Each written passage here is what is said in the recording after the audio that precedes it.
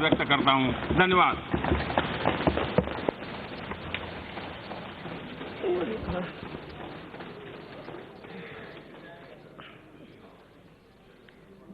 माननीय प्रधानमंत्री जी, माननीय सदस्यगण, मैं हमारे गौरवपूर्ण लोकतंत्र की इस महान संस्था के पीठासीन अधिकारी के रूप में अपने कर्तव्यों का निर्वहन करने में इस सभा के सभी सदस्यों एवं अन्य संस्थाओं द्वारा दिए गए सकारात्मक समर्थन और सहयोग के लिए सभी के प्रति अपना हार्दिक आभार व्यक्त करती हूँ।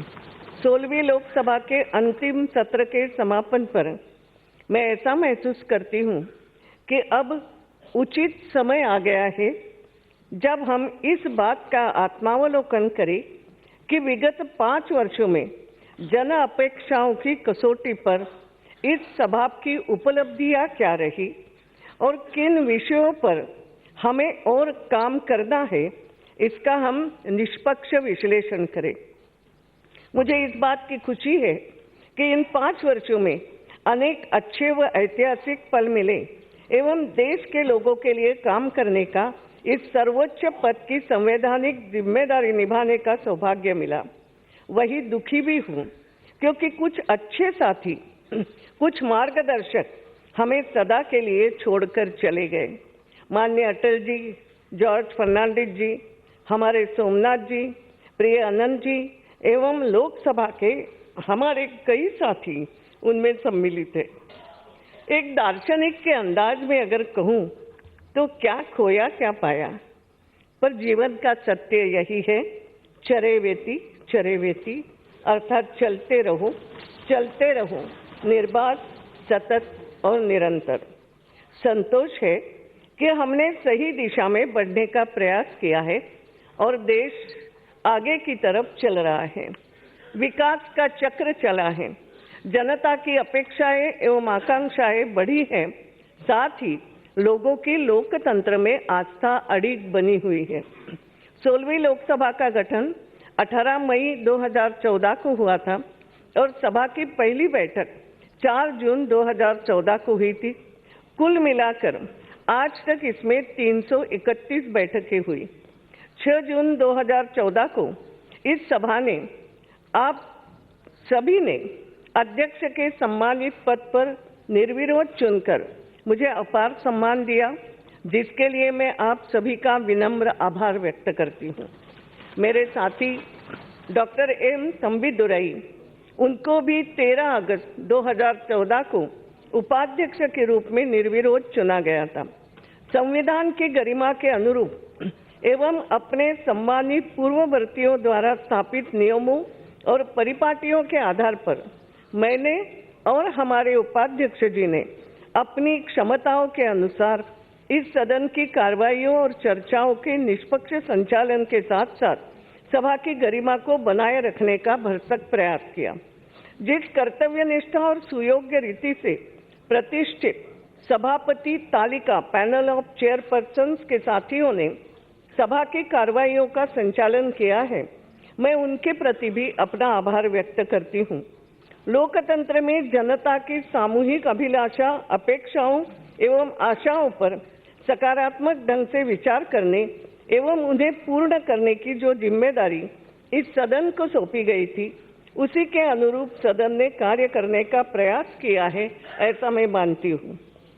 इस सम्मानीय सभा की पीठासीन अधिकारी के रूप में मेरा सदैव यह प्रयास रहा है कि सभा में विभिन्न राजनीतिक दलों के सभी प्रतिनिधियों को अवसर देकर सभी मुद्दों पर गुणवत्तापूर्ण वाद विवाद को प्रोत्साहन दिया जाए और सभा के कार्य संचालन को सरल, सहज और सुव्यवस्थित बनाया जाए। भारत न केवल विश्व का सबसे बड़ा लोकतंत्र है, बल्कि इसके लोकतांत्रिक मूल्यों, सिद्धांतों एवं आदर्शों का पूरे विश्व में सम्मान किया जाता है। हमारा लोकतंत्र एक जीवंत लोकतंत्र का उदाहरण है तथा भारत के अंदर और बाहर अन्य देशों के लिए यह प्रेरणा का स्रोत है। पूरे विश्व के लोग उत्सुकता से संसदीय कार्रवाई को देखते हैं एवं उस पर नजर रखते हैं। किसी भी वैचारिक मंच पर अनेक प्रकार के विचारों का प्रकटीकरण चलता है और लोकतंत्र में सहमति असहमति अस्वाभाविक नहीं है। यहाँ तक तो बात ठीक है, लेकिन कई बार सहमति असहमति से परे जाकर मर्यादा का उल्लंघन भी होता है और गतिरोध की स्थिति बन जाती है। लोकतंत्र के इस सर्वोच्च प्रतीक लोकसभा, जिसे हम लोकतंत्र का मंदिर भी कहते हैं, उसमें हम सभी से स्वीकार्य मर्यादाओं के अनुरूप ही आचरण अपेक्षित है, ताकि संसद की प्रतिष्ठा एवं शुचिता अक्षुण्ण रहे।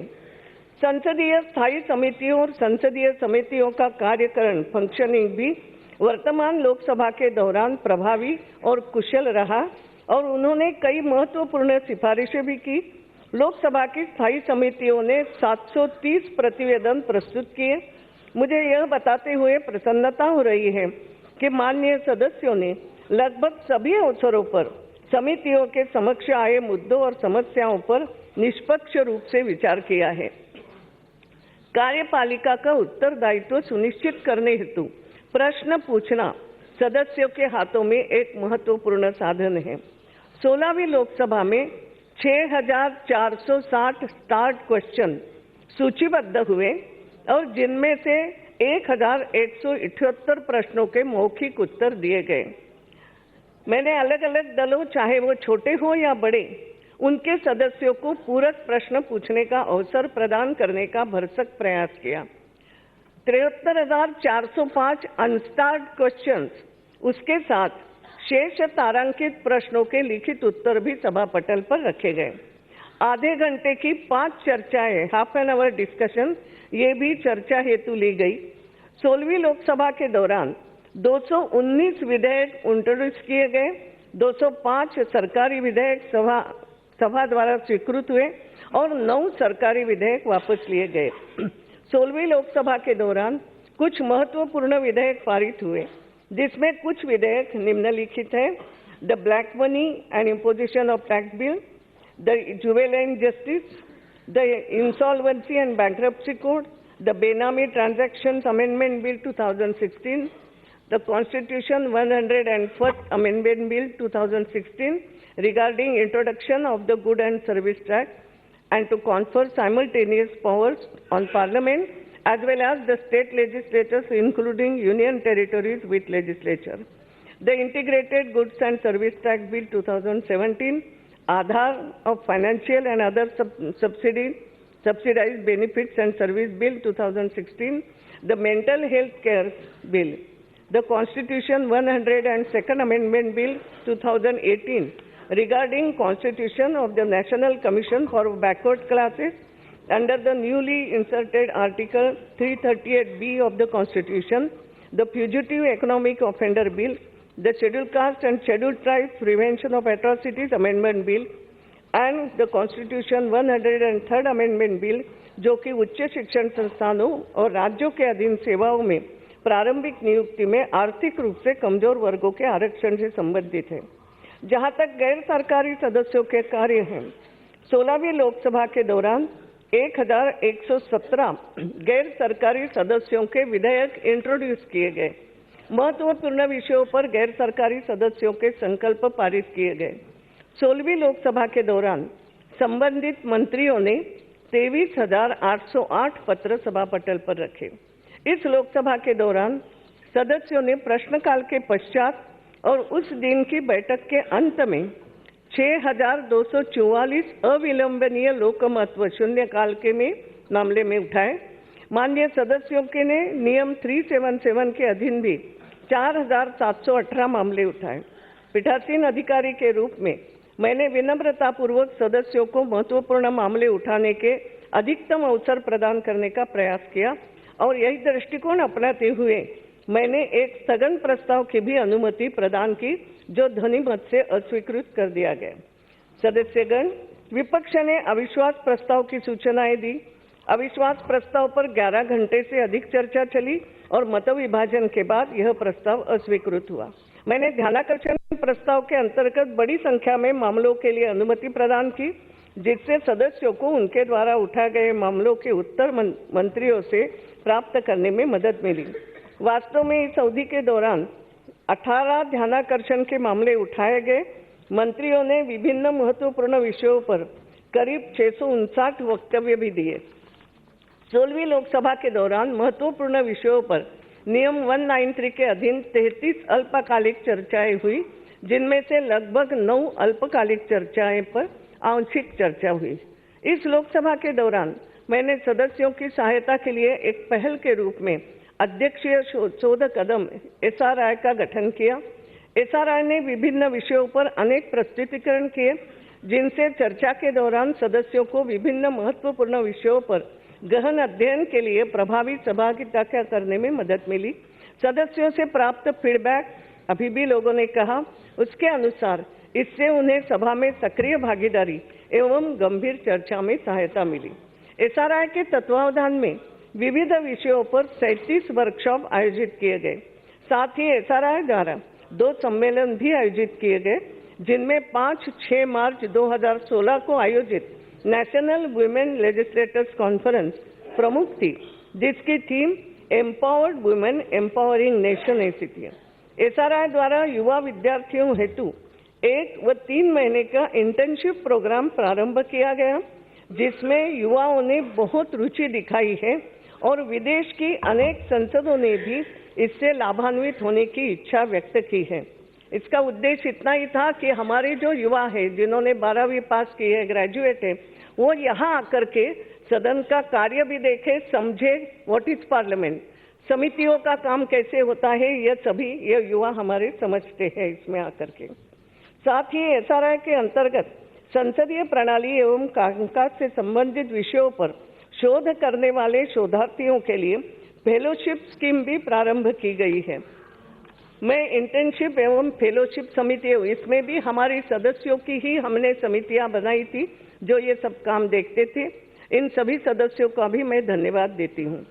BPST bureau of parliamentary studies and training के तत्वावधान में लोकसभा सचिवालय ने राज्यों के पत्रकारों को हमने एक अलग तरीके से कार्यकारण और पत्रकार जो डिस्ट्रिक्ट के पत्रकार है, प्रदेश के पत्रकार है, जो यहाँ बहुत कम आ सकते हैं, वो यहाँ आकर के लोकसभा की कार्रवाई को समझे और कैसे चलता है उसको देखे भी।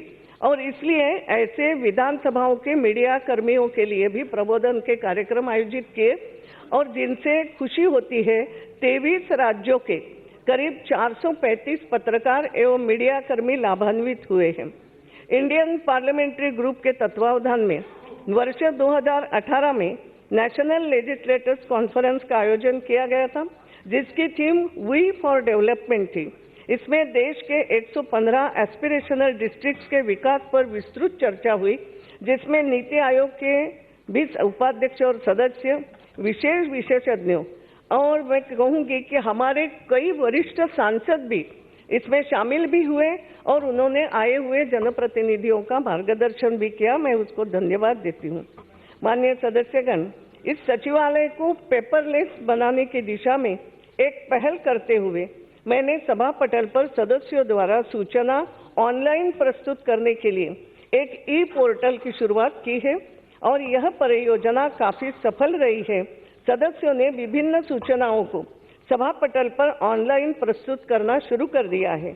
मुझे आपको यह सूचित करते हुए भी प्रसन्नता हो रही है कि संसदीय ग्रंथालय को डिजिटल बना दिया गया है और हाल ही में सदस्यों की सुविधा के लिए एक नया पोर्टल ई पार्लियामेंट शुरू किया गया है। इसमें हमारे अधिकारीगण तथा विशेष रूप से श्री अहलुवालिया जी भी आज आए नहीं, मगर उनका भी बहुत सहयोग रहा, बाकी भी अनेक सदस्यों का सहयोग रहा। मैं उन सबकी बहुत आभारी हूँ। आप सभी जानते हैं कि कल 12 फरवरी 2019 को संसद भवन के केंद्रीय कक्ष में माननीय राष्ट्रपति जी द्वारा भारत रत्न श्रद्धेय अटल जी के तैल चित्र का अनावरण किया गया। मेरे कार्यकाल में माननीय अटल जी को यह सम्मान प्राप्त होना मेरे लिए बहुत गर्व की बात है और इसके लिए मैं पोर्ट्रेट कमेटी के सभी सदस्यों को फिर एक बार उनको धन्यवाद देती हूँ। जैसा कि हम जानते हैं कि इस लोकसभा में 1612 से अधिक घंटे की बैठकें की। सदन में अव्यवस्थाओं के कारण हुए व्यवधानों में समय तो व्यर्थ हुआ, समय कुल 442 घंटे 19 मिनट रहा। सभा ने 728 घंटे से अधिक देर तक बैठकर सभा के नियत कार्यों को पूर्ण किया है। आज जब सभा अनिश्चित काल के लिए स्थगित हो रही है, मेरे मन में मिश्रित भाव आ रहे हैं। जहां मैं एक और संतुष्ट महसूस करते हुए आप सभी के साथ यह भाव विनम्रता के साथ साझा कर रही हूं कि मैंने पूरी ईमानदारी एवं शुद्ध अंतःकरण के साथ सर्वोच्च संसदीय परंपराओं के तहत इस सदन की कार्रवाई संचालित करने और सभी माननीय सदस्यों को कार्रवाई में भाग लेने एवं अपनी बात रखने के पूर्ण अवसर उपलब्ध कराने तथा अध्यक्ष के उच्च संवैधानिक पद की गरिमा और प्रतिष्ठा को बनाए रखने की कोशिश की है। अपने कर्तव्यों का निर्वहन करते हुए मेरा सदा प्रयास रहा है कि सदस्यों की राजनीतिक संबद्धता को ध्यान में न रखते हुए मैं इस सभा और सभी माननीय सदस्यों के अधिकारों और विशेषाधिकारों की अपनी सर्वोत्तम क्षमता के साथ रक्षा कर सकूं और हमारी संसदीय प्रणाली के उच्च आदर्शों को आगे बढ़ा सकूं। अपने लोकतांत्रिक कर्तव्यों के निर्वहन में हम सब 5 सालों से एक परिवार की तरह साथ में रहे। अब हमारे लोकतंत्र की उच्च स्थापित परंपराओं के अनुरूप जनता जनार्दन से पुनः आशीर्वाद प्राप्त करने के लिए सभी उनके पास जाएंगे। इसलिए इस अवसर पर मेरे हृदय में संतोष के साथ बिछड़ने की भी अनुभूति है। हमने मिलकर देर रात बैठकर इस पवित्र सदन में देश के हितों के मुद्दे पर अनेक बार चर्चाएं की, एक दूसरे के विचार सुने, उत्तम निष्कर्ष निकाले एवं कई परिवर्तनकारी विधानों का निर्माण किया।